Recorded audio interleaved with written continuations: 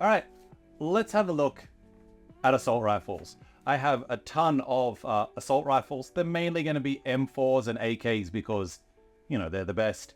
So let's have a look at what I've got and potentially what you should buy.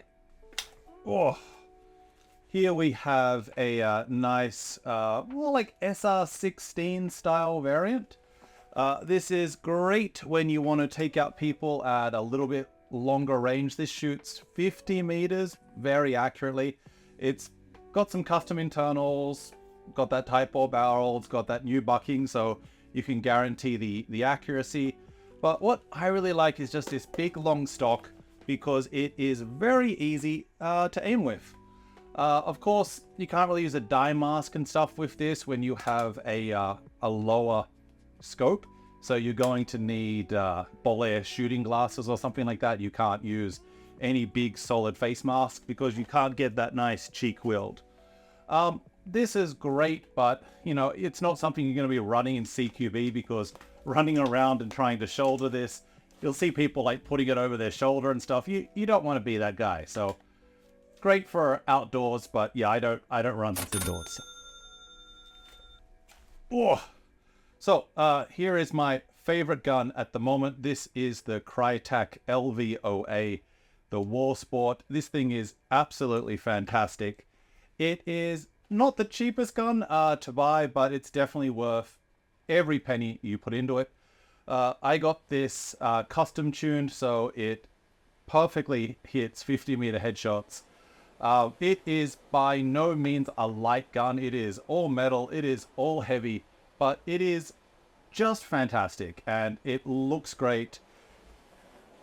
If you have $500,000, $600,000, $700,000 to drop into a gun, definitely this is a very nice way you can throw some money away. Here we have the next M4. This here is the Tokyo Marui Next Generation Recoil System, or NGRS. In Japanese, we just call it the G-Sidai. And this thing is absolutely beautiful. The coolest thing about this is probably the recoil. So, for example, just shoot over here. That was loaded. I think I just broke something. The next cool thing is the magazines. So they are the size of the real magazines. They're bigger, they're heavier. They slot in really, really nicely. But the coolest thing is when they run out of BBs, the gun won't cycle anymore, and you're like, it's out of BBs. I can tell. And then you reload it. It's a really cool feature that the first generation guns don't have. It doesn't use the regular Marui mags. You have to get the next generation mags, but it's worth it. Whoa. Here we have a SR4 carbine. This is great because it's all polymer, so it's incredibly light. It comes with an electric trigger, so it's got that really cool trigger response. It's light, it's great for a CQB, and it has an attachment where it takes stick mags and M4 mags. I couldn't find that to demonstrate in the video, so you'll just have to believe me. The hard part is it's very hard to find additional stick mags, so even though I've got the adapter, I wasn't able to find any extra magazines for it, so I just run it with M4 magazines, and it is an absolute dream. It's very light, so it's great for young players and people that don't want to carry a heavier husk gun around all day. Not too expensive either. It's like $200, so yeah, give this one a look. Oh, this is probably my most expensive gun. This here is a completely custom-made M733. We've got the gooseneck on top. This is full metal. Every part has been assembled by hand. Internals are all completely custom. There's some Systema and stuff like that in there. This thing is an absolute beast. It used to run on one of those crazy like 13 volt batteries, but we can't use them anymore, so I'm running an 11.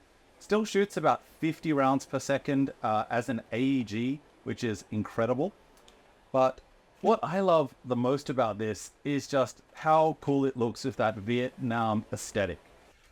It is a very, very heavy gun to use, so I only like run this when we're doing really like siege style games where we have to like stay in one spot and protect a, a flag or something with full auto, this thing is brilliant.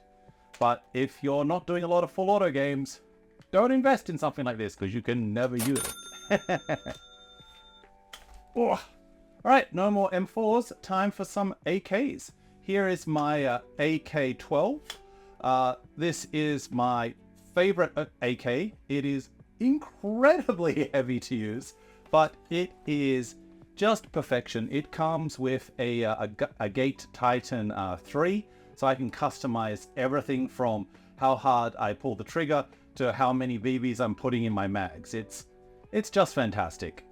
AKs are really fun to use, and they're not that much different to like the M4s when they're on the field, but I don't know, there's this, you kind of feel like extra manly when you're using an AK, and you get to shout all those fun phrases in Russian at your opposing team, which is, it's always good. Who doesn't want to rush B? Oh, this thing is tiny. Here we have my AK-74U. This is a Simar. It's full metal. It is very nice. This thing is so compact, I might even call it a submachine gun, but someone would flame me in the comments. I really like using this. You put a 600 round mag on this and give it to one of your friends as like a rental or something. They can't break it. It's wood and metal. 600 rounds, so they're not going to run out. They don't need to worry about changing mags. Excellent beginner gun or rental gun. I'm not lying, I don't know what this is. I'm gonna guess it's an AK-102, but I don't know. I got this from my friend for like 50 bucks, and I thought I could harvest it for a pallet because I thought the externals were much higher quality. I was wrong. This thing is absolute trash. I've never taken it on a field. If someone wants it and wants to pick it up, I'll just give it to you because I don't want this. Oh, this is the first AK I got. I got this probably 15 years ago. This is the Tokyo Marui AK-47. It is beautiful. It is so much fun to use. It shoots accurately. It's fun to reload. It's all plastic. There's a little bit of metal, but it's fake wood. It's fake metal. It's all fake, but it's light. It does the job. It's accurate, and it's fun. So that's expensive. It's very expensive. Oh, here is one of my longest guns. This is the M14. This guy barely fits on the screen. He is incredibly fun to use. I bought this after watching, I think, Black Hawk Down, because one of the guys had a really cool M14. I hope it was Black Hawk Down, otherwise I'm going to get in trouble in the comments. But this thing is great. It is heavy and it is old, but at one time it was the best and most expensive Tokyo Marui gun. Oh, and last assault rifle for today, we have the MP5's big brother, the HK33. I hope it's the 33. Is it the 53? I get them confused. It's... I think it's the one in 7.62. That looks like a 7.62 mag. Let's say it's that. This here is old as hell. I'm guessing 25 years or so. It had to be rewired inside, so it's, you could say it's Marui, but it's probably not. What's cool about this is everyone's like, how did you get that mag in an MP5? And that's it, because people, you don't really see this on the field so much. Alright, so that was it for assault rifles.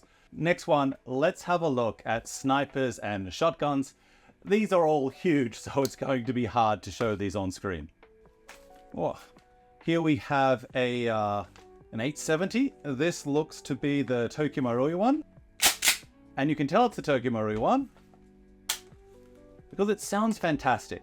I love this. It is so much fun to use, especially on the 6-shot. This can shoot 6 BBs at a time, and if you're able to like ghost load it, you can get 12 BBs to come out. And that is incredibly fun to do. Doesn't have that much range, so because it's gas. So it's fun to use for outdoor CQB, indoor CQB. You don't need to put a scope on it. And, you know, you just yell at people and you're like, get off my lawn, or stuff like that. Just like be a redneck. This is fun. Oh, now, if you're looking for something a little more tactical, here is an 870 that's all kitted out.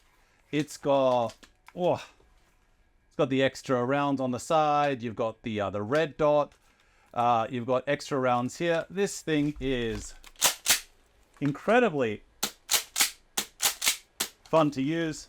It's the same as the wood one. You know, it's just tactical, so you can put a mount on the top. That's the only difference.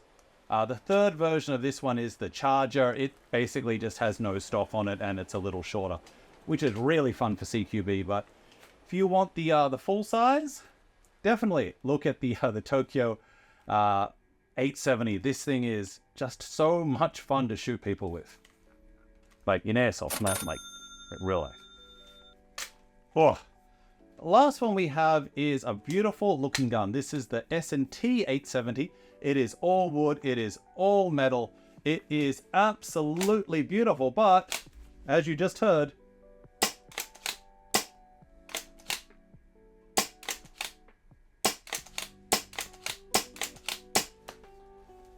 it sounds like trash. The cocking in this gun is not very good. It shoots 1 BB at a time. It was only like $100, so this is your dad's airsoft gun or your grandpa's airsoft gun. Like, when you think of like a BB gun from like 100 years ago, this is kind of the image that people have. It's fun to plink stuff in your apartment with, but I would not bring this to a game. Oh, let's look at some sniper rifles now. Here we have the M700, which in airsoft is known as a VSR. This is made by Tokyo Marui, and it is a beautiful, beautiful gun. Of course, it's got a little bit of furniture on it. We've got like the fake bullets here.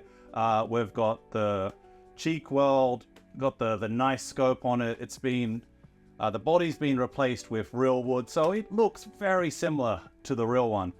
And I don't know, if you like hunting movies or just the real wood aesthetic, definitely recommend just putting a real wood body on your VSR 10. It makes it look pretty. Oh, here is some garbage I bought during Corona. I think this is an L96. I got this for like $20.